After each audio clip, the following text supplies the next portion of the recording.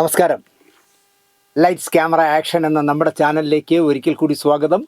ഞാൻ നിങ്ങളുടെ ശാന്തിയുള്ള ദിനേശ്.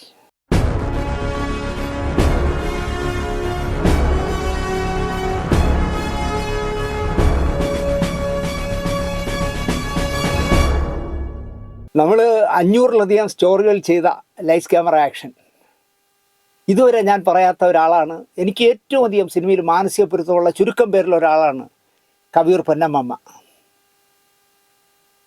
ഞാൻ തുറന്ന് പറയട്ടെ, എന്നെ പുറപ്പാടിൻ്റെ സെറ്റിൽ വെച്ചാണ് ഞങ്ങൾ ആദ്യമായിട്ട് പരിചയപ്പെട്ടത്. അതിൻ്റെ രഹസ്യം ഞാൻ പറയുന്നില്ല, പക്ഷേ ആ പുറപ്പാടിൻ്റെ സെറ്റിൽ വെച്ച് തുടങ്ങിയ വിളിയാണ്. എന്നെ എവിടെ വെച്ച് കണ്ടാലും ചക്കര എന്നേ വിളിക്കും. അതൊരു കഥയുണ്ട്, അത് പിന്നെ എപ്പോഴെങ്കിലും ഞാൻ പറയാം.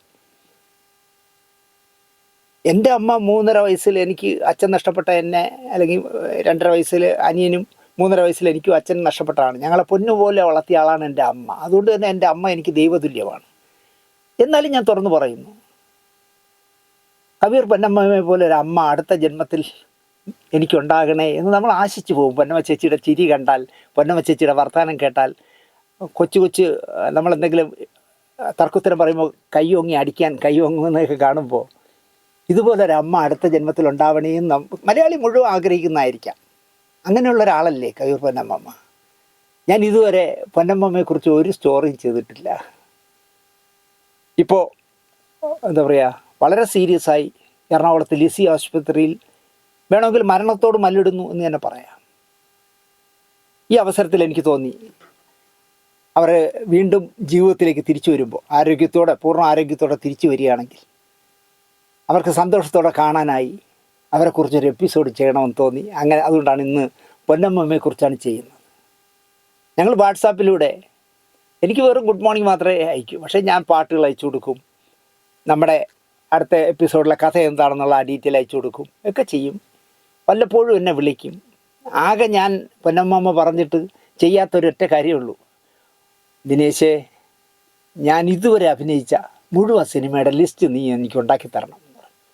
നമുക്ക് ഉണ്ടാക്കി കൊടുക്കാൻ പറ്റും, പക്ഷേ ഒരു കുറേ ദിവസം വേണം. എന്നെ കൊണ്ട് അത്രയും സമയം ഇപ്പോൾ ഇല്ല. അങ്ങനെ ഞാൻ ഫോട്ടോഗ്രാഫർ ഗോപാലകൃഷ്ണനെ ഏൽപ്പിച്ചു, ഗോപാലകൃഷ്ണ പൊന്നമ്മ ചേച്ചിക്ക് അവരഭിനയിച്ച സിനിമകളുടെ മുഴുവൻ ലിസ്റ്റ് വേണം, നിൻ്റെയിലാകുമ്പോൾ കമ്പ്യൂട്ടറിലുണ്ടല്ലോ, ഒന്ന് ലിസ്റ്റ് ഉണ്ടാക്കി കൊടുക്കണേ.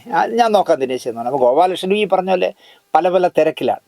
ആകപ്പാടെ പൊന്നമ്മ പറഞ്ഞിട്ട് ഞാൻ ചെയ്യാതെ പോയ ഒരൊറ്റ കാര്യം അതാണ്, എത്രയും വേഗം പൂർണ്ണ ആരോഗ്യവതിയായി ലിസി ഹോസ്പിറ്റലിൽ നിന്നും പൊന്നമ്മ മടങ്ങി വരട്ടെ, അവരുടെ ആലുവയിലെ വീട്ടിലേക്ക് മടങ്ങി വരട്ടെ എന്ന് പ്രാർത്ഥിച്ചുകൊണ്ട് ഇന്ന് ഞാൻ പറയുന്നത് പൊന്നമ്മയെക്കുറിച്ചാണ്. മലയാള സിനിമയിൽ സത്യൻ മുതൽ പുതിയ ജനറേഷനിലെ നായകൻ്റെ അമ്മ വരെ, അല്ലെങ്കിൽ അമ്മുമ്മ വരെ ആയ ആർട്ടിസ്റ്റാണ് കവിയൂർ പൊന്നമ്മ. പ്രേക്ഷകർ കണ്ട ലക്ഷണമൊത്ത അമ്മയും മകനും ആര് എന്ന് എന്നോട് ചോദിച്ചാൽ, ഇപ്പോൾ നസീർ സാറും പൊന്നമ്മയും അമ്മയും മകനുമായിട്ട് അഭിനയിച്ചിട്ടുണ്ട്. അതിൽ ടി.ആർ. റോമന അടക്കം ഒരുപാട് പേര് പലരുടെയും അമ്മയായിട്ടുണ്ട്. ഇപ്പോൾ മോഹൻലാലിനോടൊപ്പം മാടമ്പി എന്ന് പറഞ്ഞ സിനിമയിൽ മനോഹരമായല്ലേ KPS ലളിത അമ്മയായിരിക്കുന്നത്. പക്ഷേ എന്നോട് ചോദിച്ചാൽ ഞാൻ പറയും, മലയാള സിനിമയിൽ ലക്ഷണമൊത്ത അമ്മയും മകനും ആര് എന്ന് ചോദിച്ചാൽ ഞാൻ പറയും കവിയൂർ പൊന്നമ്മയും മോഹൻലാലുമാണ്. അതിൽ നിങ്ങളാരും തർക്കം പറയുമെന്ന് എനിക്ക് തോന്നുന്നില്ല. സിബി മലയിൽ സംവിധാനം ചെയ്ത ലോഹിതദാസ് തിരക്കഥ എഴുതിയ കിരീടം എന്ന് പറഞ്ഞ ഒരൊറ്റ ചിത്രം മതി ഈ അമ്മയുടെയും മകൻ്റെയും ഇഴയെടുപ്പം മനസ്സിലാക്കാൻ.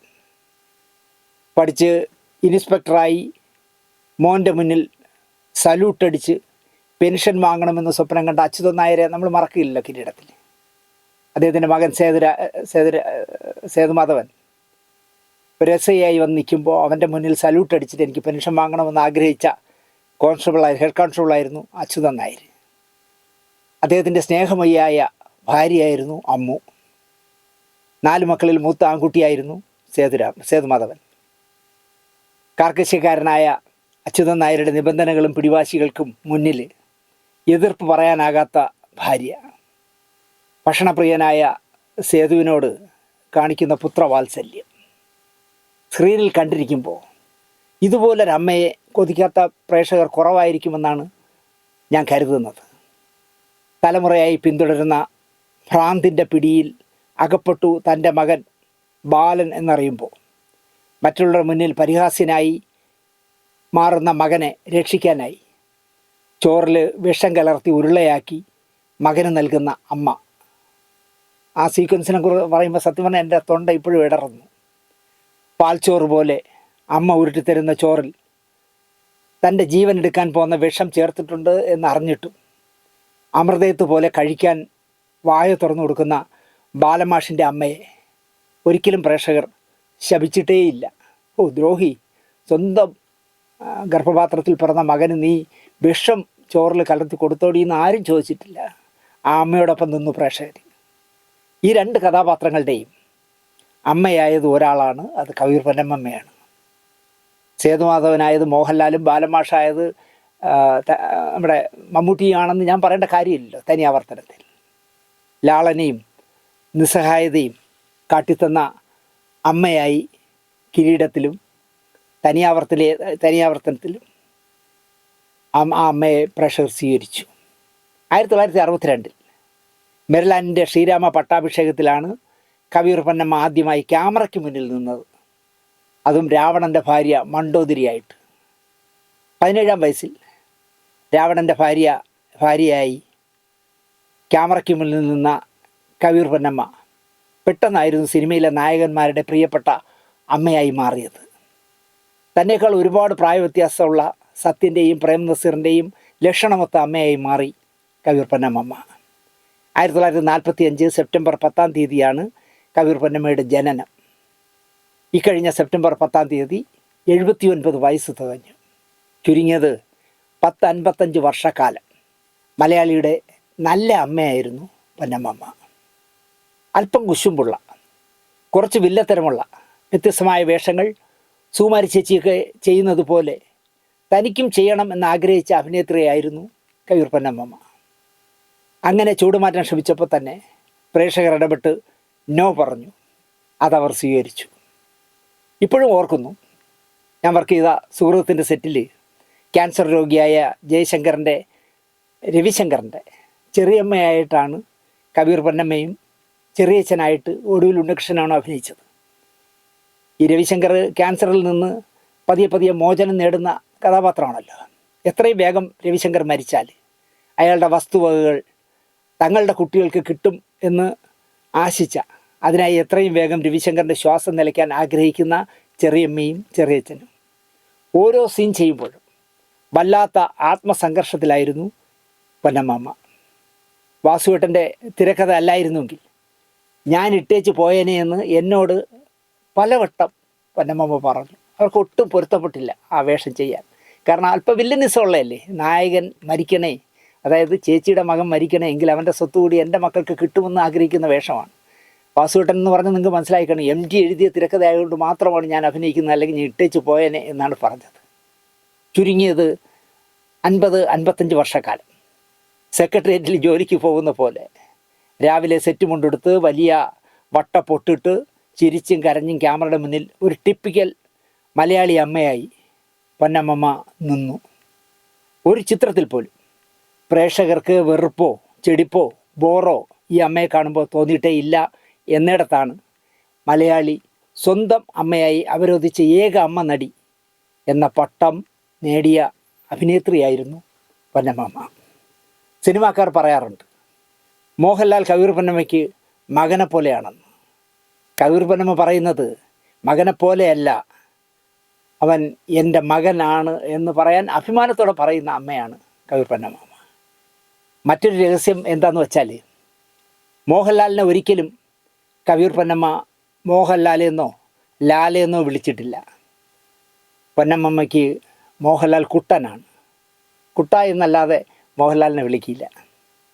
സീരിയലിലെ നായികയെ കാണുമ്പോൾ മോളെ എന്ന് വിളിച്ച് കെട്ടിപ്പിടിക്കുന്ന നാട്ടിൻപുറത്തുകാർ ഒരുപാടുണ്ട്. അതെനിക്ക് എൻ്റെ വലയം ചെയ്തപ്പോൾ മല്ലിക ചേച്ചി എന്നോട് പറഞ്ഞിട്ടുണ്ട്, ഗുരുവായൂർ അമ്പലത്തിൽ തൊഴാൻ ചെയ്തപ്പോൾ ഇതുപോലൊരു അമ്മായിയെ ഞങ്ങൾക്ക് കിട്ടിയില്ലല്ലോ എന്ന് കെട്ടിപ്പിടിച്ചുകൊണ്ട് പെൺകുട്ടികൾ സംസാരിച്ചു. ഇപ്പോഴും സീരിയലിലെ വില്ലത്തിയെ കാണുമ്പോൾ എൻ്റെ സീതമോൾക്ക് എന്തെങ്കിലും സംഭവിച്ചാൽ പിന്നെ നിന്നെ വച്ചേക്കില്ല എന്ന് വഴക്കിടുന്ന പ്രേക്ഷകരുണ്ട്.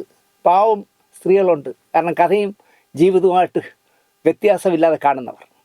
അവർ കഥാപാത്രങ്ങളായല്ല സ്വന്തം ജീവിത ചരിത്രമായി അല്ലെങ്കിൽ ജീവിത ചിത്രമായി കാണുന്നതിൻ്റെ കുഴപ്പമാണത്. പല നിഷ്കളങ്കരായ പ്രേക്ഷകരും ധരിച്ചു വച്ചിരിക്കുന്നത് കവിയൂർ പൊന്നമ്മയുടെ മകനാണ് മോഹൻലാൽ എന്നാണ്. പൊന്നമ്മ പറഞ്ഞത്, ഒരിക്കലൊരു ഷൂട്ടിംഗ് ലൊക്കേഷനിൽ കാറിൽ പൊന്നമ്മ ചെന്ന് ഇറങ്ങി. പ്രായമായൊരമ്മ അടുത്ത് വന്ന് ചോദിച്ചു, മോനെ കൊണ്ടുവന്നില്ലേ എന്ന് ചോദിച്ചു. പൊന്നമ്മ ഒന്ന് പകച്ചുപോയി. കാരണം അവർക്ക് ഒരു മകളേ ഉള്ളൂ, ബിന്ദു. അവർ അമേരിക്കയിലുമാണ്, ഭർത്താവും കുട്ടികളും ഒക്കെ ആയിട്ട് ബിന്ദു അമേരിക്കയിലാണ് വർഷങ്ങളായിട്ട്. പെട്ടെന്ന് കാര്യം മനസ്സിലാക്കിയ പൊന്നമ്മ അവരെ തിരുത്താനൊന്നും പോയില്ല. പകരം, ഇല്ല, മോൻ വേറൊരു ഷൂട്ടിങ്ങിന് പോയിരിക്കുകയാണെന്ന് അവരോട് മറുപടി പറഞ്ഞു. ഇനി വരുമ്പോൾ കൊണ്ടുവരണം, ഞങ്ങൾക്കും അയാളെ ഒന്ന് കാണാമല്ലോ, നിങ്ങളുടെ മോനെ ഞങ്ങൾക്കും ഒന്ന് കാണാമല്ലോ എന്നായി അവർ. പൊന്നമ്മ സമ്മതിച്ചു, തീർച്ചയായിട്ടും ഇനി ഷൂട്ടിങ്ങിന് വരുമ്പോൾ ഞാൻ എൻ്റെ മോനെയും കൊണ്ട് വരാമെന്ന്. കുട്ടൻ എനിക്ക് മകൻ തന്നെയാണല്ലോ, എനിക്ക് പിറക്കാതെ പോയ മകൻ എന്നാണ് പൊന്നമ്മ പറയാറ്.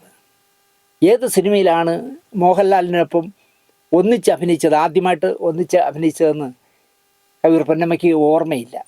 1982 ആണ് ഒന്നിച്ച് അഭിനയിച്ചത് എന്നറിയാം. ജെ വില്യംസിൻ്റെ കാളിയമർദ്ദനത്തിലാണോ, എസ് ബാബുവിൻ്റെ മരിപ്പച്ചയിലാണോ, KP കുമാറിൻ്റെ കാട്ടിലെ പാട്ടിലാണോ, ഇതിലേതെങ്കിലും ഒന്നിലാകണം അഭിനയിച്ചത് എന്ന് പൊന്നമ്മയ്ക്ക് അറിയാം. 2016 പ്രിയദർശൻ്റെ ഒപ്പം എന്ന് പറഞ്ഞ സിനിമയിലാണ് അവസാനമായി പൊന്നമ്മ അഭിനയിച്ചത്. കാളിയമർദ്ദനമാകാനാണ് സാധ്യത എന്ന് എനിക്ക് തോന്നുന്നു. ജെ വില്യംസിൻ്റെ ആദ്യമായി കാണുമ്പോൾ തന്നെ ഒത്തിരി പരിചയമുള്ള ഒരാളോട് എന്ന പോലെയാണ് മോഹൻലാൽ ഇടപെട്ടത് പൊന്നമ്മയോട്. അതുകൊണ്ട് വേഗത്തിലടുത്തു. ആ ലൊക്കേഷനിൽ ഉച്ചമയക്കത്തിലായിരുന്നു ഒരു ദിവസം കവിയൂർ പൊന്നമ്മ. ഉറക്കമെല്ലാം കഴിഞ്ഞ് ഉണർന്നെണീറ്റപ്പോൾ ആളുകൾ പൊന്നമ്മയെ നോക്കി ചിരിക്കുന്നു.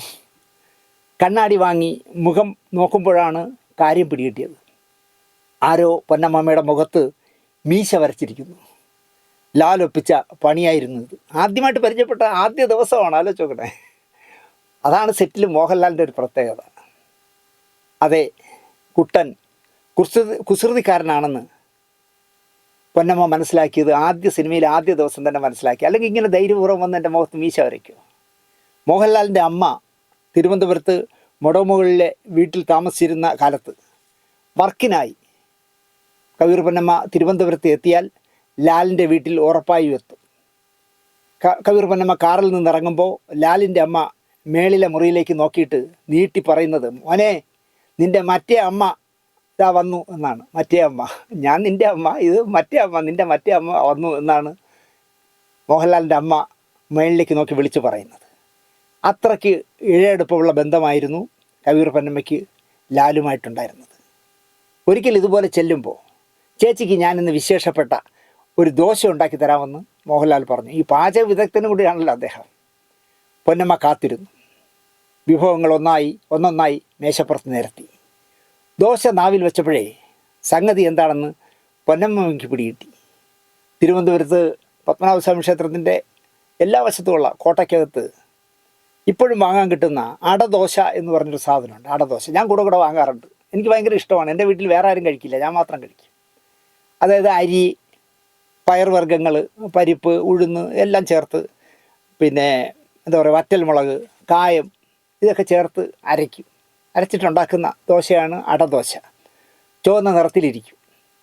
ചൂടോടെ എന്താ പറയുക, ചുട്ടെടുത്ത് സാമ്പാറും കൂട്ടി കഴിച്ചാൽ നല്ല രുചിയുള്ള പലഹാരമാണ്. ഇതാണ് മോഹൻലാൽ ഒരു പ്രത്യേക ഭക്ഷണം തരാമെന്ന് പറഞ്ഞ് പൊന്നമ്മയ്ക്ക് കൊടുത്തത്. കവിയൂർ പൊന്നമ്മയുടെ ഭർത്താവ് മണിസ്വാമി ബ്രാഹ്മണനായതിനാൽ ഈ അടദോശ പൊന്നുൻ്റെ വീട്ടിൽ പതിവായി ഉണ്ടാക്കാറുണ്ട്. ഇതാദ്യം പറഞ്ഞപ്പോൾ കുട്ടനൊന്ന് ചൂളി, അങ്ങനെ ഒന്ന് ചമ്മി. അതായത് ഞാൻ ദോശ ഉണ്ടാക്കിയത് വിജയിച്ചില്ലല്ലോ എന്നുള്ളൊരു ചമ്മലുണ്ടായി എന്നാണ് പൊന്നമ്മ പറയുന്നത്. പൊന്നമ്മയെ അതിശയപ്പെടുത്താനുള്ള പരാജയപ്പെട്ടതിൻ്റെ ചൂളൽ കുട്ടനുണ്ടായിരുന്നു, മോഹൻലാലിനുണ്ടായിരുന്നു. എങ്കിലും ആ ദോശയുടെ രുചി പൊന്നമ്മ മറന്നിട്ടില്ല. നല്ലൊരു കുക്കാണ് കുട്ടൻ എന്നാണ് പൊന്നമ്മ പറയാറ്. എൻ്റെ സുഹൃത്ത് ഇപ്പോൾ ചാനൽ ചർച്ചകളിലൊക്കെ വന്നിപ്പോൾ ഞങ്ങൾ കീരിയും പാമ്പും പോലെ വഴക്കിട്ടിട്ടുള്ള ആളാണ് പല്ലിശ്ശേരി, നാനയുടെ പല്ലിശ്ശേരി. 2015 മാർച്ച് 8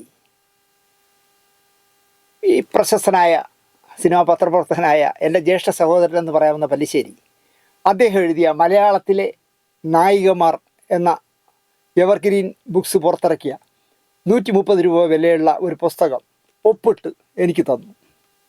മലയാള സിനിമയിലെ 52 നടിമാരെക്കുറിച്ചാണ് ചെറു വിവരണങ്ങളാണ് ഈ പുസ്തകത്തിലുള്ളത്.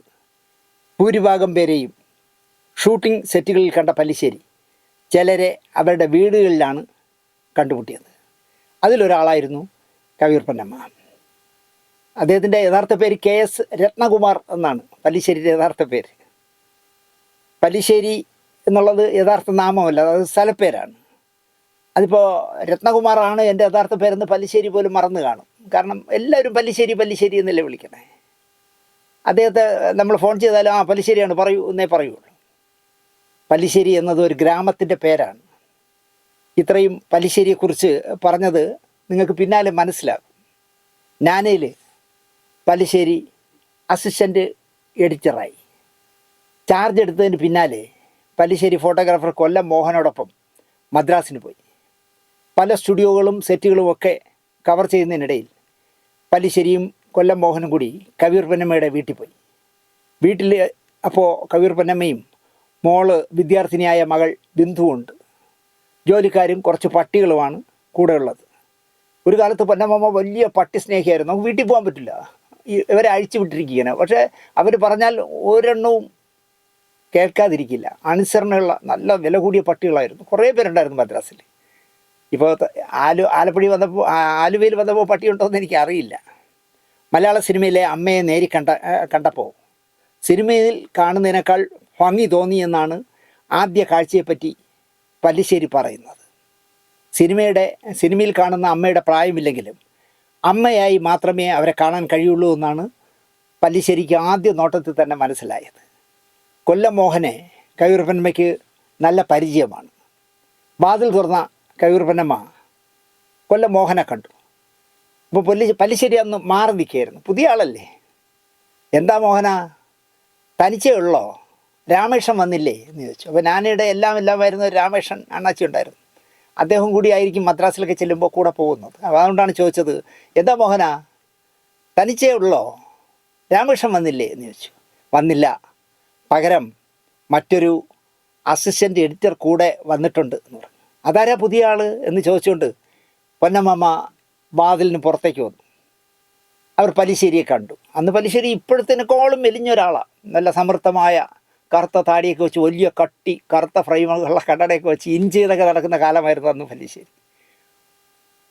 നിൽക്കുന്ന പുതിയ ചെറുപ്പക്കാരനെ പുഞ്ചിരിച്ചുകൊണ്ട്, എല്ലാവരോടും ചിരിച്ചോണ്ടല്ലേ പൊന്നമ്മ സംസാരിക്കും, പുഞ്ചിരിച്ചുകൊണ്ട് സൂക്ഷിച്ചു നോക്കി. എന്താ പേര്? പല്ലിശ്ശേരി. ഞാൻ ചോദിച്ചത് പേരാണ്, ഞാൻ പറഞ്ഞതും പേര് തന്നെയാണ് എന്നായി പല്ലിശ്ശേരി. ഇങ്ങനെയും പേരുകളുണ്ടാവുമോ? ഇപ്പം മനസ്സിലായില്ലേ ചേച്ചി എന്ന് ചോദിച്ചു. അതായത് ഇതുപോലുള്ള പേരുകളും ഉണ്ടാവും. അപ്പോഴേ ഉടക്ക് സ്റ്റൈലാണ് പല്ലിശ്ശേരി. ഇങ്ങനെയും പേരുകളുണ്ടാകുമെന്ന് പല്ലിശ്ശേരി ഉറപ്പിച്ച് പറഞ്ഞു. ഇതൊരു ഉടക്ക് കേസാണല്ലോ എന്നായി മോഹനോട് പൊന്നമ്മ. പുഞ്ചിരിച്ചുകൊണ്ടാണ് അത് പറഞ്ഞത്. പേടിക്കണ്ട ചേച്ചി, ഞാൻ വെറുതെ ആരോടും ഉടക്കില്ല എന്നായി പല്ലിശ്ശേരി. അപ്പോൾ ചേച്ചി പെട്ടെന്ന് ചോദിച്ചു, ഞാനെന്തിനു പേടിക്കുന്നു? എല്ലാ പത്രക്കാരുമായും എനിക്ക് നല്ല ബന്ധമുണ്ട്. എന്നെക്കുറിച്ച് നല്ലതല്ലാതെ മറ്റൊന്നും എഴുതാനുള്ള ഒരവസരവും ഞാൻ ഉണ്ടാക്കിയിട്ടില്ല എന്ന് പറഞ്ഞു. ഇത്രയും പറഞ്ഞപ്പോഴേക്കും പൊന്നമ്മ ചേച്ചിയുടെ ചിരി മാഞ്ഞു. ചേച്ചി, മറ്റാരേക്കാൾ കൂടുതൽ ചേച്ചിക്ക് എന്നെ വിശ്വസിക്കാം. അവർ മറുപടി പറഞ്ഞില്ല. എനിക്ക് ഒരു അഭിമുഖം വേണം, പിന്നെ കുറേ ഫോട്ടോകളും വേണം. പല്ലിശ്ശേരി പറഞ്ഞു തീരുന്നതിന് മുമ്പ് കൊല്ലം മോഹനെ നോക്കി, എൻ്റെ ഫോട്ടോകൾ ധാരാളം ഓഫീസിൽ കാണില്ലേ? ഓരോ സെറ്റിൽ വരുമ്പോഴും ധാരാളം ഫോട്ടോകൾ എടുക്കും, പക്ഷേ അതൊന്നും അടിച്ചു വന്നതായി എനിക്ക് ഓർമ്മയില്ല എന്ന് ചേച്ചി പറഞ്ഞു. എന്നിട്ട് അവർ ചായ എടുക്കാനായി അകത്തേക്ക് പോയി. മദ്രാസിലാണ് താമസമെങ്കിലും വീട്ടിൽ മലയാളം പ്രസിദ്ധീകരണങ്ങളും തമിഴ് പ്രസിദ്ധീകരണങ്ങളും ഉണ്ടായിരുന്നു. 2 വാരികകൾ പേജ് തുറന്ന് വച്ചിരിക്കുന്നു. 2ലും ഒരേ എഴുത്തുകാരൻ്റെ നോവൽ. പല്ലിശ്ശേരി അത് ഏതാണെന്ന് പറയുന്നില്ല. എനിക്ക് തോന്നുന്നു മംഗളവും മലയാള മനോരമയായിരിക്കും. 2ൻ്റെയും വാരിക ആയിരിക്കാനാണ് സാധ്യത. ഒരേ പേരുകാരൻ്റെ 2ലും നോവലുണ്ടെന്ന് പറയുന്നത് ഒന്നിൽ ജോയിസി ആയിരിക്കും, അല്ലെങ്കിൽ KK സുധാകരനായിരിക്കും. ചായയുമായി പൊന്നമ്മ തിരിച്ചു വന്നു. അവരെ ചുണ്ടി പിടിപ്പിക്കാനായി പല്ലിശ്ശേരി ചോദിച്ചു, പൈങ്കിളി നോവലിൻ്റെ വായനക്കാരിയാണല്ലേ എന്ന് ചോദിച്ചു. നിങ്ങൾ എന്തൊക്കെ പറഞ്ഞാലും, നിങ്ങൾ എന്തൊക്കെ എഴുതിയാലും ഞാൻ ഇത്തരം നോവലുകൾ വായിക്കുന്ന ആൾ തന്നെയാണ്. അടുത്ത ലക്കം വരുന്നതുവരെ ഞാൻ എന്നും ആകാംക്ഷയിലാണ്. ശ്രീരാമ പട്ടാഭിഷേകം ആദ്യ സിനിമ. എന്നാൽ ഒരു സിനിമാ നടി എന്ന നിലയിൽ ശ്രദ്ധിക്കപ്പെട്ടതും സിനിമയിൽ നിലനിർത്തിയതും ഓടയിൽ നിന്നായിരുന്നു. പല്ലിശ്ശേരി പറയുകയാണ്, 6 സഹോദരങ്ങളാണ് അവർക്ക്.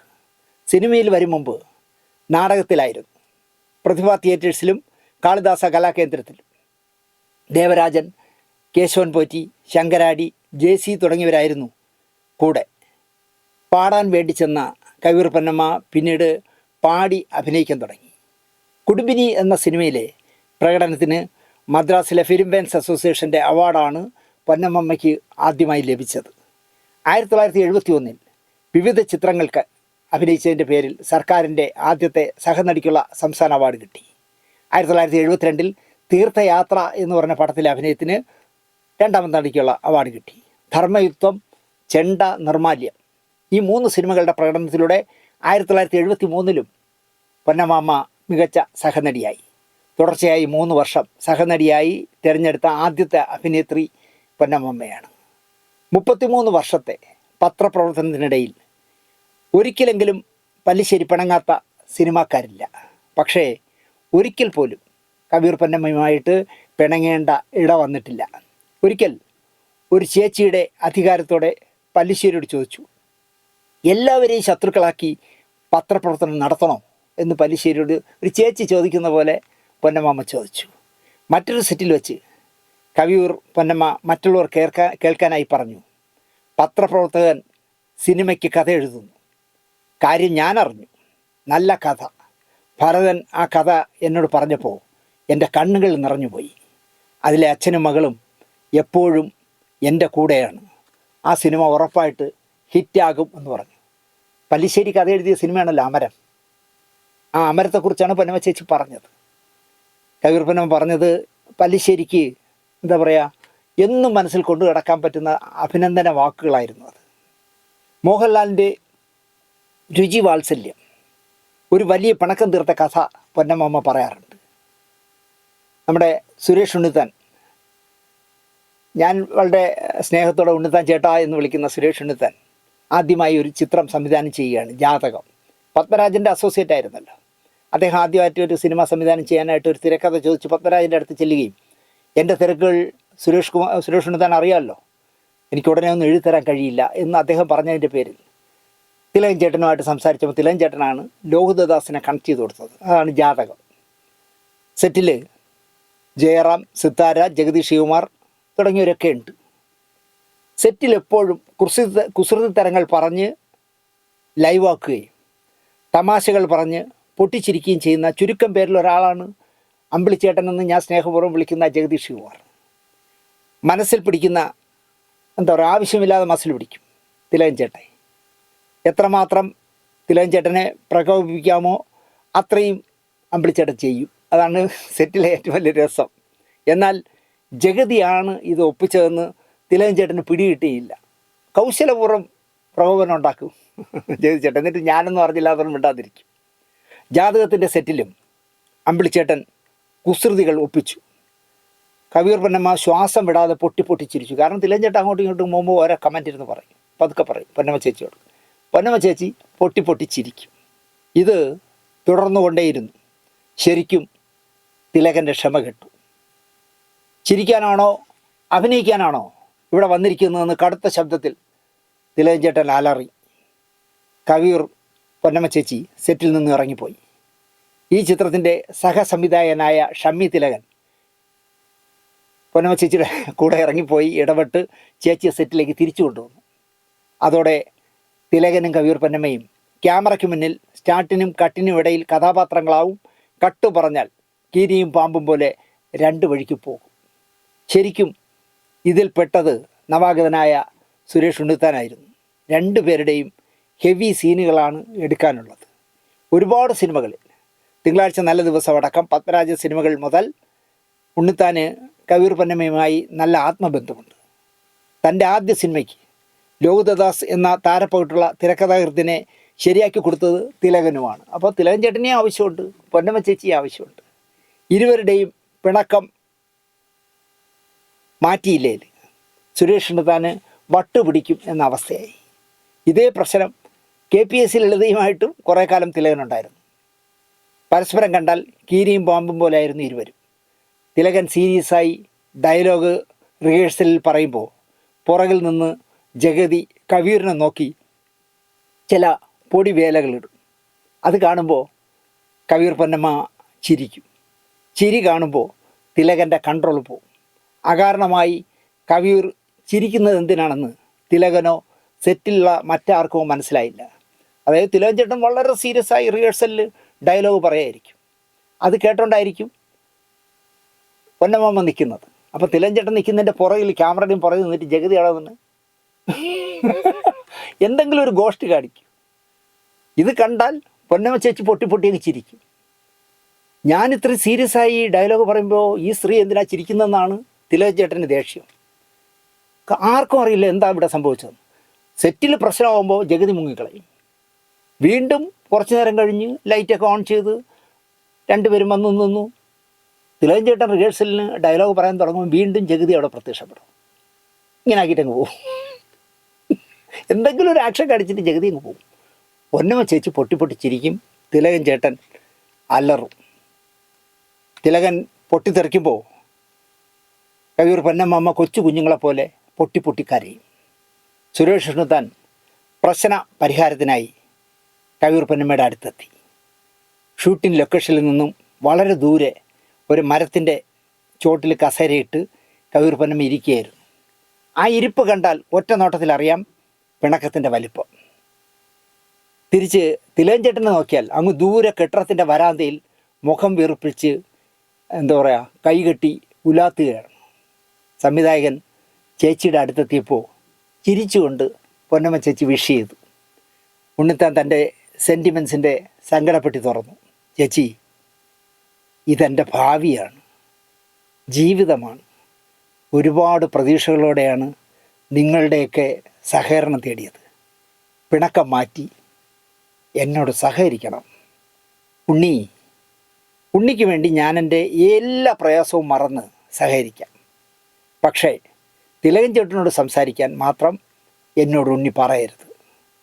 സീനിന് വേണ്ടി മിണ്ടാം, അഭിനയിക്കാം, എന്ത് വേണമെങ്കിലും ചെയ്യാം. സീൻ കഴിഞ്ഞാൽ ഞാൻ ആ മുഖത്ത് നോക്കില്ല. ഉണ്ണിത്താൻ ഒരു പിടിയും കിട്ടിയില്ല. ഇതെങ്ങനെ ശരിയാക്കാൻ? ഉണ്ണിത്താൻ നേരെ തിലകൻ ചേട്ടൻ്റെ അടുത്തേക്ക് ചെന്നു. അദ്ദേഹവും വാശിയിലാണ്. അഭിനയം വേറെ, അതെൻ്റെ തൊഴിലാണ്. ആരുമായിട്ടും അക്കാര്യത്തിൽ ഞാൻ സഹകരിക്കും. അതല്ലാതെ യാതൊരു കോംപ്രമൈസിനും ഇക്കാര്യത്തിന് ഞാനില്ല എന്നായി തിലകൻ ചേട്ടൻ. ഇതിനിടയിൽ സുരേഷ് ഉണ്ണിത്താന് ഒരു പുകിൽ കൂടി പറ്റി. ഇരുവരും വഴക്കിട്ടതിൻ്റെ പിറ്റേന്ന് തിലകന് സീനില്ല എന്ന് പറഞ്ഞ് ഒരു ദിവസം വീട്ടിലിരുത്തി. ഇവർ വഴക്കൂടിയതിൻ്റെ പിറ്റേ ദിവസം നാളെ സീനില്ല, ചേട്ടൻ റൂമിൽ റെസ്റ്റ് എടുത്തോളൂ എന്ന് പറഞ്ഞു. അതൊരു സീക്രട്ട് കളിയായിരുന്നു. കാരണം നാനക്കാർ സെറ്റ് കവർ ചെയ്യാനായി വന്നിട്ടുണ്ട് എന്ന് സുരേഷ് ഉണ്ണിത്താൻ അറിഞ്ഞു. അപ്പം നാനക്കാർ സെറ്റിൽ വന്നാൽ തിലകൻ ചേട്ടൻ ഇറങ്ങിപ്പോവും. അത് ഉണ്ണിത്താൻ അറിയാം. അവരോട് വളരെ തഞ്ചത്തിൽ ഉണ്ണിത്താൻ പറഞ്ഞു, യാത്രയൊക്കെ കഴിഞ്ഞ് വന്നതല്ലേ, റൂമിൽ റെസ്റ്റ് എടുക്കൂ, നാളെ രാവിലെ നമുക്ക് ഫ്രഷായിട്ട് സെറ്റ് കവർ ചെയ്യാമെന്ന് പറഞ്ഞ് അവരെ റൂമിൽ ഇരുത്തിയിരിക്കുകയാണ്. അന്നാണ് പൊന്നമ്മ ചേച്ചിയുമായിട്ട് തിലകൻ ചേട്ടൻ വഴക്കിട്ടിരിക്കുന്നത്.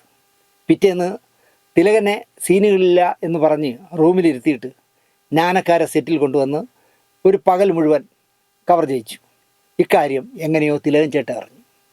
ഇപ്പം ഞാൻ വെണ്ട ഡാനിയൽ എന്ന് പറഞ്ഞ സിനിമ ചെയ്യുമ്പോൾ ഇതേ അവസ്ഥ പറ്റി.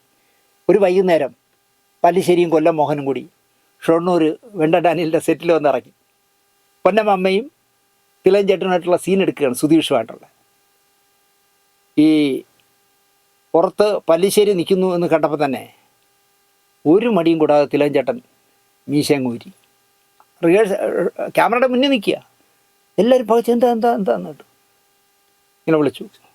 ബാലുഗിരി തരത്തിൽ നിന്ന് കൂടെ ഞാൻ ഒരാളോട് ഞാൻ പ്രശ്നം ഉണ്ടാക്കാറില്ല. പക്ഷേ നാന എന്ന് പറയുന്ന പ്രസിദ്ധീകരണത്തിൻ്റെ ആരെങ്കിലും ഒരാൾ, പ്രത്യേകിച്ച് പുറത്ത് നിൽക്കുന്ന അയാൾ വരികയാണെങ്കിൽ ഞാൻ അഭിനയിക്കില്ല എന്ന് എല്ലാവർക്കും അറിയാം, നിങ്ങൾക്കും അറിയില്ലേ എന്ന് കേട്ടു. ബാലുഗിരിത്ത് 12 വർഷം സിനിമ എടുക്കാതെ ഇരുന്നിട്ട് ചെയ്യുന്നതല്ലേ, അങ്ങേർക്ക് അറിയില്ല, നിങ്ങൾക്കറിയില്ലേ എന്ന് ചോദിച്ചു. അവൻ എനിക്കറിയാം, പിന്നെ എന്തിനാ അവരെ വരുത്തിയത്?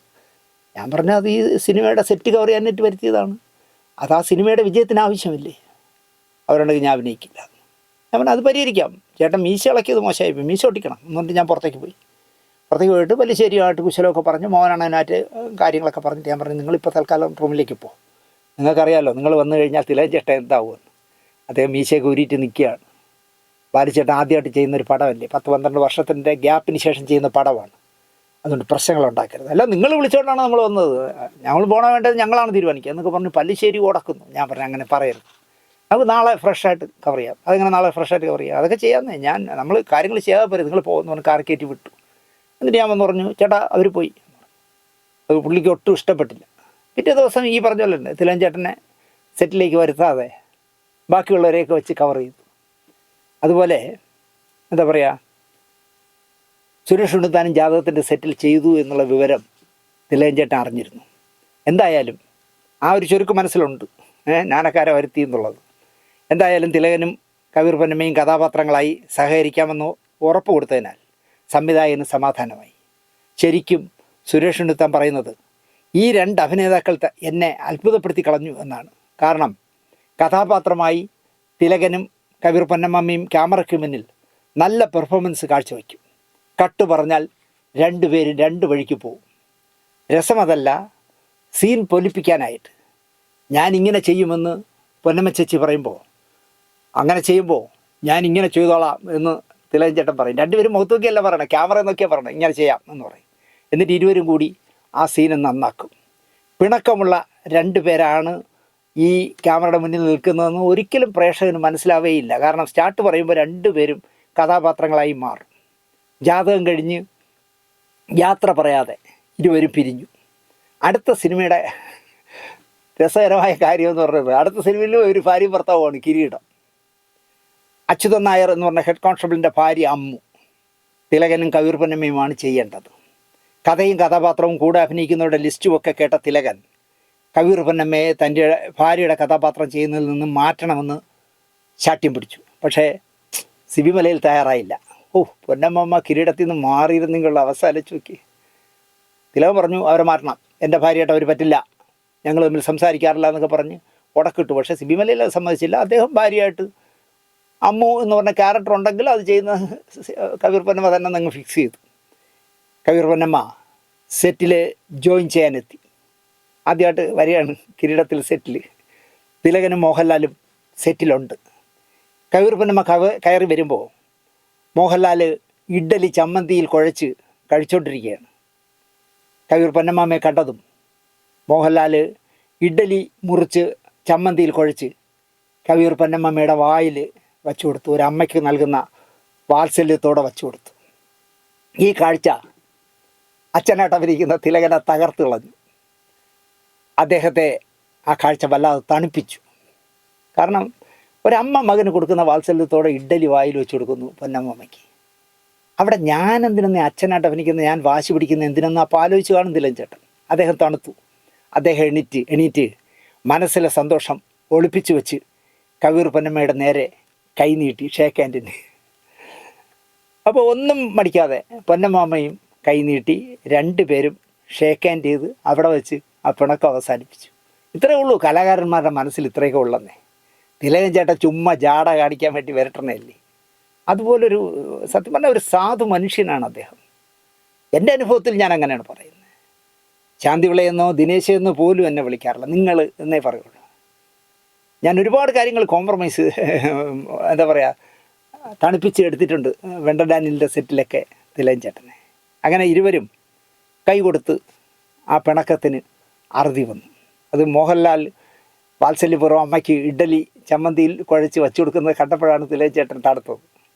കവിയൂർ പൊന്നമ്മയുടെ തടിയും വലിപ്പവും മോഹൻലാലിൻ്റെ തടിയും വലിപ്പവും കൊണ്ടാണോ എന്നറിയില്ല, സ്ക്രീനിൽ ഈ അമ്മയും മകനെയും അവരഭിനയിക്കുന്ന രീതിയും അതിൻ്റെ ഒരു കെമിസ്ട്രിയും വല്ലാത്ത അനുഭവമാണ് പ്രേക്ഷകർക്ക് നൽകുന്നത്.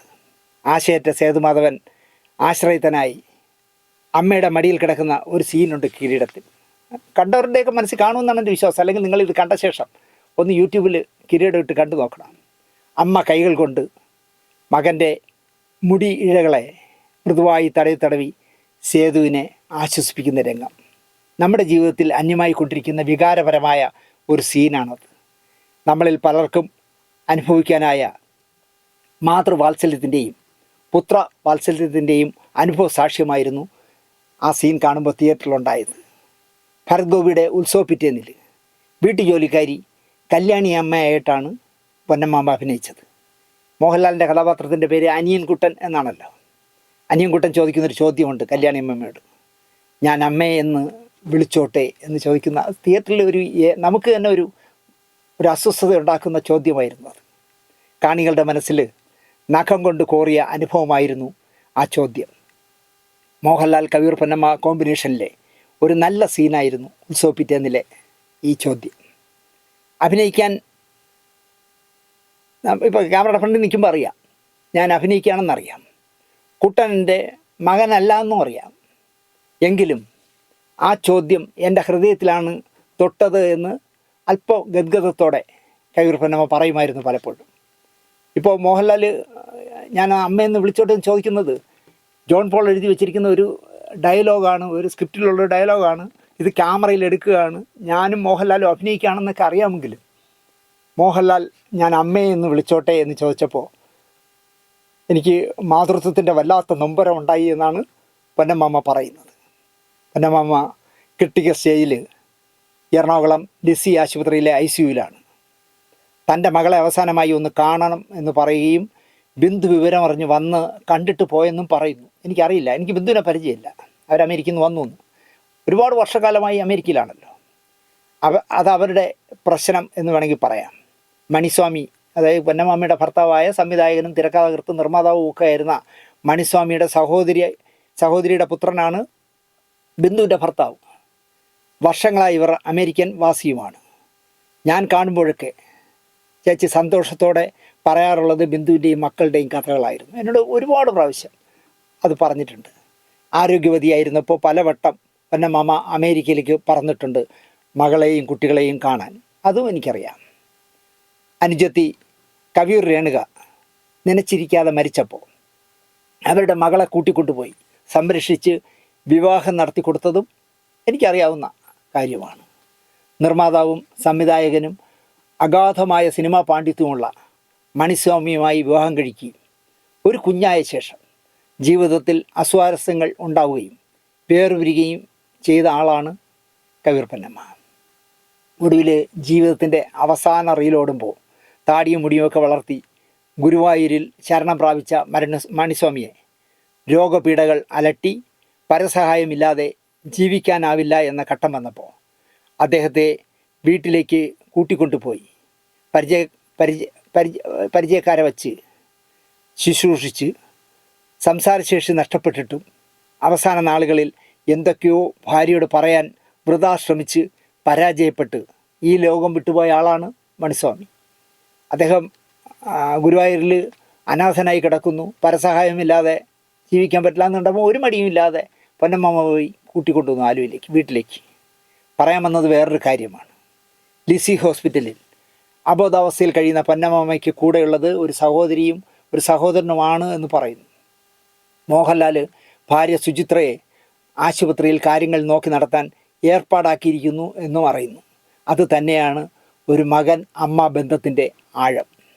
മോഹൻലാലിനെ സ്വന്തം അമ്മ വിളിക്കുന്നത് ലാലുമോൻ എന്നാണ്.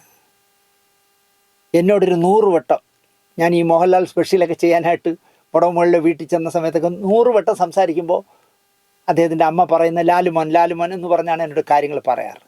എന്നാൽ പൊന്നമ്മ ഒരിക്കലും എന്താ പറയുക, മോഹൻലാലിനെ ഞാൻ നേരത്തെ പറഞ്ഞു മോഹൻലാൽ എന്നോ ലാലു എന്ന് വിളിച്ചിട്ടില്ല. അവർക്ക് തൻ്റെ പ്രിയപ്പെട്ട കുട്ടനാണ്.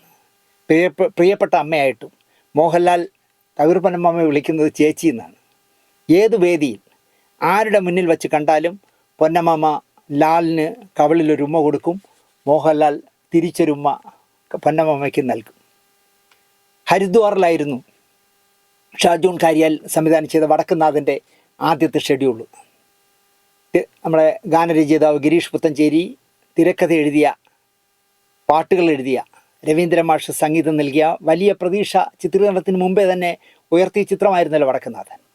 പല കാരണങ്ങളാൽ പല നിർമ്മാതാക്കളും പല സംവിധായകരും മാറിയ ചിത്രവും കൂടിയാണ് വടക്കുന്നാഥൻ. മോഹൻലാൽ, വിജു മേനോൻ, കവിയൂർ പൊന്നമ്മ എന്നിവരായിരുന്നു ഹരിദ്വാറിലെ അഭിനേതാക്കൾ. പോകും മുമ്പ് പൊന്നമ്മ വീട്ടിലെ ജോലിക്കാരിയുമായി എന്തോ കാര്യം പറഞ്ഞ് പിണങ്ങി ഹരിദ്വാറിലെത്തി. ഗംഗയുടെ കരയിലെ ഒരു കൽമണ്ഡപത്തിൽ ഒറ്റയ്ക്കിങ്ങനെ ഇരിക്കുമ്പോൾ ജോലിക്കാരിയെപ്പറ്റി കവിയൂർ പൊന്നമ്മ ഓർത്തു. വഴക്ക് പറയണ്ടായിരുന്നുവെന്ന് അപ്പം തോന്നി. മനസ്സിലെ വിമ്മിഷ്ടം മാറ്റാനായി പൊന്നമ്മ ജോലിക്കാരിയെ വിളിച്ചു. കാര്യങ്ങൾ സംസാരിക്കുന്നതിനിടയിൽ അവൾ എന്തോ ഒരു കാര്യം ഒളിക്കുന്നുവെന്ന് പൊന്നമ്മയ്ക്ക് തോന്നി. ജോലിക്കാരി ഫോണ് പൊന്നമ്മയുടെ അനുജത്തിയുടെ മകന് കൈമാറി. എന്നിട്ട് അവളങ്ങ് മുങ്ങി. മകനാണ് ഹൃദയം പിളർക്കുന്ന ഒരു വാർത്ത പറഞ്ഞത്. നമ്മളെ എല്ലാവരെയും വിട്ട് കുമാരി കുഞ്ഞമ്മ പോയി. കുമാരി കുഞ്ഞമ്മ എന്നാണ് അവൻ പറഞ്ഞത്. കുമാരി കുഞ്ഞമ്മ എന്ന് പറയുന്നത് കവിയൂർ രേണുകയാണ്, പൊന്നമ്മ ചേച്ചിയുടെ അനുജത്തി. നാടകരംഗത്ത് തുടങ്ങി സിനിമയിൽ കുറച്ചു കാലം ശ്രദ്ധേയമായ വേഷങ്ങൾ ചെയ്ത ആളായിരുന്നു കവിയൂർ രേണുക. ഈ പറഞ്ഞ പോലെ തന്നെ രേണു ചേച്ചിയായിട്ട് എനിക്ക് നല്ല ബന്ധമായിരുന്നു. ഞാൻ സ്റ്റുഡിയോ നടത്തുന്ന കാലത്ത് ഒരു ദിവസം എന്നെ സ്റ്റുഡിയോയിൽ വന്ന് കണ്ടിട്ട് പറഞ്ഞു, എനിക്ക് വേണ്ടപ്പെട്ട ഒരു പയ്യന് ഇവിടെ റെക്കോർഡിസ്റ്റിൻ്റെ അപ്രൻറ്റീസായിട്ട് ഒരു ജോലി കൊടുക്കണം, ഞാൻ അവനെ കൊണ്ടുവന്നിട്ട് നോ പറയരുത്. ഞാൻ പറഞ്ഞു പിന്നെന്ത് കൊടുക്കാമെന്ന് പറഞ്ഞു. ഞാൻ അവിടെ വാസ്തവത്തിൽ അപ്പോഴും വേക്കൻസി ഇല്ലായിരുന്നു. എന്നിട്ട് പോലും ഞാൻ അയാളെ രേണുക പറഞ്ഞു എന്നുള്ളവൻ്റെ പേര് ഞാൻ എടുത്തു. ഒന്നുമില്ലെങ്കിൽ പൊന്നമ്മയുടെ അനിയത്തിയല്ലേ. അങ്ങനെ നല്ല ബന്ധമായിരുന്നു ഞാനവരുമായിട്ട്. എം ജി സോമൻ്റെ എന്താ പറയുക അസാമാന്യ അഭിനയം കാഴ്ചവെച്ച ലേലം സിനിമയിൽ, അവസാനത്തെ സിനിമയല്ലേ, ആനക്കാട്ടിൽ ഈപ്പച്ചൻ്റെ ഭാര്യ കൊച്ചു ത്രേസ്യ കൊച്ചായി അഭിനയിച്ചത് രേണുകയാണ്. ചേച്ചിയെ പോലെ തന്നെ നാടകരംഗത്ത് മേൽവിലാസം ഉണ്ടാക്കിയിട്ട് സിനിമയിൽ വന്ന അഭിനേത്രി. KPSC അടക്കമുള്ള ട്രൂപ്പുകളിൽ പ്രധാന വേഷം കിട്ടിയ നടി. കരകുളം ചന്ദ്രൻ എന്ന നാടകരംഗത്ത് ഒന്നാം നിരക്കാരൻ്റെ രണ്ടാം ഭാര്യയായിരുന്നു കവിയൂർ രേണുക. അവരാണ് വിട പറഞ്ഞിരിക്കുന്നത്. അനുജത്തിയുടെ വിയോഗ വാർത്ത കേട്ട പൊന്നമ്മ ഹരിദ്വാറിലിരുന്ന്, അല്ലെങ്കിൽ ആ ഗംഗയുടെ തീരത്തിരുന്ന് പൊട്ടി പൊട്ടി പൊട്ടി കരഞ്ഞു. കരച്ചിൽ കേട്ട് മോഹൻലാൽ ഓടി വന്ന് കാര്യം തിരക്കി. അനുജത്തിയുടെ വിയോഗം കേട്ട ലാല് കവിയൂർ പൊന്നമ്മയെ കെട്ടിപ്പിടിച്ച് ഏറെ നേരെ ഇരുന്നു. അമ്മയെ ആശ്വസിപ്പിക്കും പോലെ കെട്ടിപ്പിടിച്ചിരുന്നു. ആ സന്ദർഭത്തിലും ഒരു മകൻ്റെ കടമ നിർവഹിക്കാനുള്ള നിയോഗം ലാലിനായിരുന്നു എന്ന് പറയാം. ഓരോന്ന് പറഞ്ഞ് ലാൽ ആശ്വസിപ്പിച്ചു ചേച്ചിയെ. ഷൂട്ടിംഗ് നിർത്തിവെച്ച് ചേച്ചിയെ നാട്ടിലേക്ക് പോകാൻ വേണ്ട ഏർപ്പാടുകൾ ചെയ്യാം എന്നായി മോഹൻലാൽ. ഒറ്റയ്ക്ക് നാട്ടിലേക്ക് പോകാനോ എല്ലാം കഴിഞ്ഞ് ഒറ്റയ്ക്ക് മടങ്ങി വരാനോ ആകില്ല തനിക്കെന്ന് ചേച്ചി തുറന്ന് പറഞ്ഞു. ഇനിയിപ്പോൾ ഒറ്റയ്ക്ക് പുറപ്പെട്ടാലും കണക്ഷൻ ഫ്ലൈറ്റൊന്നും ഇല്ല. പലതിലും കയറി തിരുവനന്തപുരത്തെത്തുമ്പോൾ സംസ്കാരമെല്ലാം കഴിയും. ഞാൻ ഇവിടുന്ന് പോയാൽ ഇവിടെ ചിത്രീകരണം കുഴയും. ഗോവിന്ദൻകുട്ടിക്ക് അത് വലിയ ബാധ്യതയാവും. ഗോവിന്ദൻകുട്ടിയാണല്ലോ പടം പ്രൊഡ്യൂസ് ചെയ്തൊരു ഗോവിന്ദൻകുട്ടിയാണ്. അത് ബാധ്യതയാകും. ഞാൻ പോകുന്നില്ല. അനുജത്തിയുടെ തീരാ നഷ്ടത്തിൻ്റെ വിങ്ങൽ കത്തിപ്പടരാൻ അനുവദിക്കാതെ കുട്ടൻ എന്ന മകൻ കാവലായി കൂടെ നിന്നു. ഹൃദയങ്ങൾ തമ്മിലുള്ള ഇഴയെടുപ്പമെന്നേ ഈ ബന്ധത്തെ പറയാനാവും. കവിയൂർ പൊന്നമ്മയ്ക്ക് കവിയൂരുമായുള്ള ബന്ധം കുടുംബദേശം എന്ന നിലയിൽ മാത്രമാണ്. വളർന്നതും പഠിച്ചതുമെല്ലാം പൊൻകുന്നത്തും ചങ്ങനാശ്ശേരിയിലുമാണ്. 5 വയസ്സുള്ള അടുത്ത വീട്ടിലെ പെൺകുട്ടി ഹാർമോണിയം വായിച്ച് കീർത്തനം പാടുന്നത് കേട്ട് പഠിച്ച 3 വയസ്സുകാരി മൂളിപ്പാട്ട് പാടാൻ തുടങ്ങിയപ്പോൾ ഇവൾക്ക് പാടാനുള്ള വാസനയുണ്ടെന്ന് വീട്ടുകാർ തിരിച്ചറിഞ്ഞു.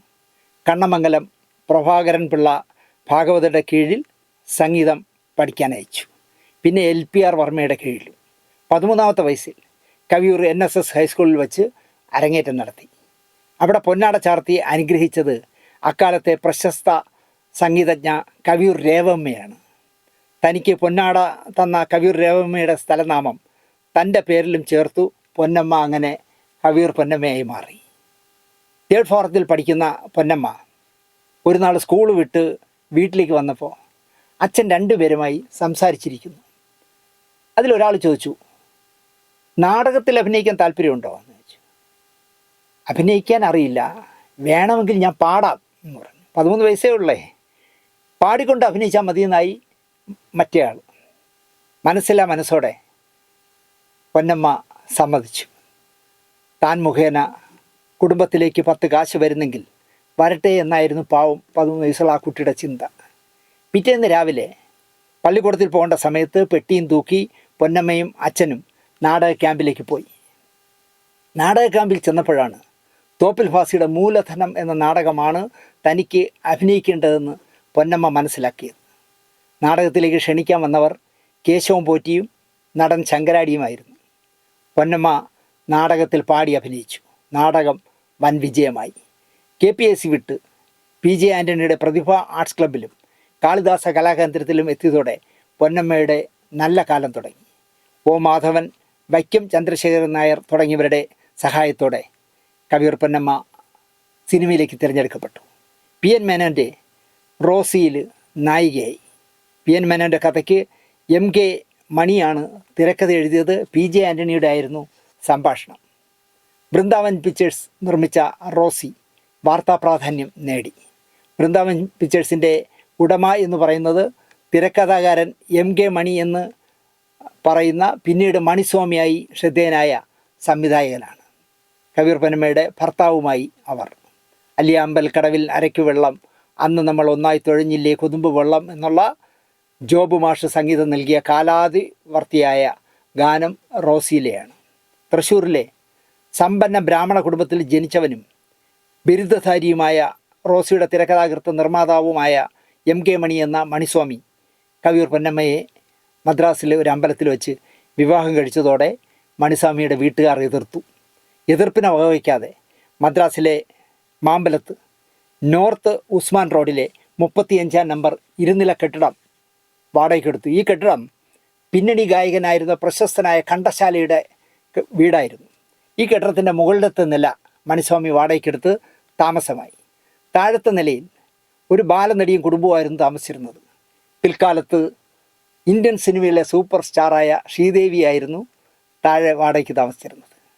ഇതിനുള്ളിൽ തോമസ് പിക്ചേഴ്സിൻ്റെ കുടുംബിനിയിൽ ടൈറ്റിൽ റോളിൽ കവിയൂർ പൊന്നമ്മ അഭിനയിച്ചു. ഇതോടെ കുടുംബിനിയുടെ വേഷം ചെയ്യാനായി അവർക്ക് ഒരുപാട് അവസരങ്ങൾ വന്നു കയറി. 10 വർഷക്കാലം മണിസ്വാമിയും കവിയൂർ പൊന്നമ്മയും ഒന്നിച്ച് ജീവിച്ചു. മോൾക്കന്ന് 8 വയസ്സുള്ളപ്പോൾ ഇരുവരും പിരിഞ്ഞു. പിരിയുമ്പോൾ 8 വയസ്സുകാരിയായ മകളെ മണിസ്വാമി തൃശ്ശൂരിലെ തൻ്റെ വീട്ടിൽ കൊണ്ടാക്കി പഠിപ്പിച്ചു. ബിരുദാനന്തര ബിരുദക്കാരിയാക്കി. മുറച്ചെറുക്കനെ കൊണ്ട് വിവാഹം കഴിപ്പിച്ചു. അമേരിക്കയിൽ അവരെ സെറ്റിലാക്കി. 1912 നവംബർ 9 പ്രിയപ്പെട്ട മലയാളത്തിൻ്റെ പ്രിയപ്പെട്ട നടൻ സത്യൻ ജനിച്ചത്. 1912 നവംബർ 9. 1945 സെപ്റ്റംബർ 10 കവിയൂർ പൊന്നമ്മ ജനിച്ചത്. 1933 സെപ്റ്റംബർ 23 നമ്മുടെ നടൻ മധുസാറിൻ്റെ ജനനം.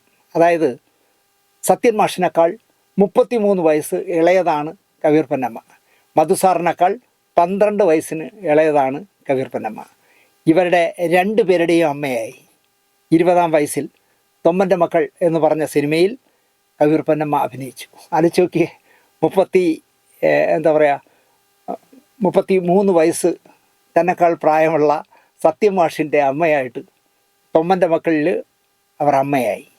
തൻ്റെ അഭിനയ ജീവിതത്തിൻ്റെ 50 വർഷം ഒരു ആഘോഷമാക്കാൻ കവിയൂർ പൊന്നമ്മയുടെ സുഹൃത്തുക്കളും സ്നേഹിക്കുന്നവരും ചേർന്ന് തീരുമാനിച്ചു. ആ ചടങ്ങിലേക്ക് കവിയൂർ പൊന്നമ്മ നേരിട്ട് മമ്മൂട്ടിയെയും മോഹൻലാലിനെയും ക്ഷണിച്ചു. ആ സമയത്ത് മമ്മൂട്ടി ഏതോ വിദേശ രാജ്യത്തായിരിക്കും, അതുകൊണ്ട് പങ്കെടുക്കാനാവില്ല. എന്നാൽ മോഹൻലാൽ ആ ചടങ്ങിനെത്തി. ആ വേദിയിൽ നിന്നുകൊണ്ട് ലാൽ പറഞ്ഞ വാക്കുകൾ, ആ വയറ്റിൽ പിറക്കാതെ പോയ മകനാണ് ഞാൻ എന്നായിരുന്നു. ഇതിലപ്പുറം പൊന്നമ്മയ്ക്ക് എന്ത് ഭാഗ്യം വേണമല്ലേ? പൊന്നമ്മയുടെ ആ വയറ്റിൽ പിറക്കാതെ പോയ മകനാണ് ഞാൻ എന്നാണ് മോഹൻലാൽ ആ വേദിയിൽ പൊന്നമ്മയുടെ 50 വർഷം, സിനിമയിലെ 50 വർഷം ആഘോഷിച്ചപ്പോൾ പറഞ്ഞത്. ഒരമ്മയ്ക്ക് സന്തോഷിക്കാൻ ഇതിനേക്കാൾ വേറെ എന്താണ് വേണ്ടതെന്നാണ് പൊന്നമ്മ ചോദിക്കാറ്. ഇനി എനിക്കൊരു പ്രാർത്ഥനയേ ഉള്ളൂ, അടുത്ത ജന്മത്തിലെങ്കിലും കുട്ടൻ എൻ്റെ മകനായി ജനിക്കണം എന്നതാണ് കവിയൂർ പൊന്നമ്മയുടെ ഏക പ്രാർത്ഥന. ഇപ്പോൾ അസുഖമായിട്ടൊന്നും ഞാൻ പറയുന്നില്ല, മരണവുമായി മല്ലിട്ട് എറണാകുളത്തെ ലിസി ഹോസ്പിറ്റലിൽ ചികിത്സയിൽ കിടക്കുന്ന, അബോധാവസ്ഥയിൽ കിടക്കുന്ന, ICUവിൽ കിടക്കുന്ന പൊന്നമ്മ 79 വയസ്സായി. എത്രയും വേഗം പൂർണ്ണ ആരോഗ്യവതിയായി തിരിച്ചു വരട്ടെ എന്ന് പ്രാർത്ഥിച്ചുകൊണ്ട്, അങ്ങനെ തിരിച്ചു വരുമ്പോൾ ചക്കര ചെയ്ത പ്രോഗ്രാം പൊന്നമ്മയ്ക്ക് കാണാൻ കഴിയട്ടെ എന്ന് ആശിച്ചുകൊണ്ട് ഈ എപ്പിസോഡ്, പൊന്നമ്മയെക്കുറിച്ച് ഒരുപാട് പറയാനുണ്ട്, ഒരുപാട് കഥകൾ എൻ്റെ കയ്യിലുണ്ട്. പറയാൻ പാടില്ലാത്ത വേണമെങ്കിൽ അങ്ങനത്തെ കഥകൾ എന്നിലുണ്ട്. ഒരു അനശ്വരമായ ഒരു പ്രേമത്തിൻ്റെ കഥയും അതിൻ്റെ ക്ലൈമാക്സും ഒക്കെ എന്നിലുണ്ട്.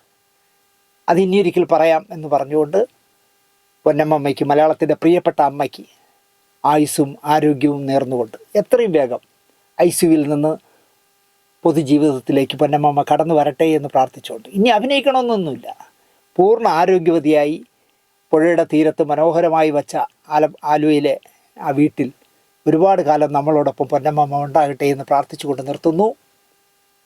മോഹൻലാലിനെ പോലെ അല്ലെങ്കിൽ കുട്ടനെ പോലെ പൊന്നമ്മയെ സ്നേഹിക്കുന്ന ഒരുപാട് പേർ മലയാള സിനിമയിലും മലയാളികളിലുമുണ്ട് എന്ന് അവരെ വീണ്ടും വീണ്ടും ഓർമ്മിപ്പിച്ചുകൊണ്ട് ഈ എപ്പിസോഡ് നിങ്ങൾക്കെല്ലാവർക്കും ഇഷ്ടപ്പെട്ടിരിക്കുമെന്ന് വിശ്വസിച്ചുകൊണ്ട് നിർത്തുന്നു.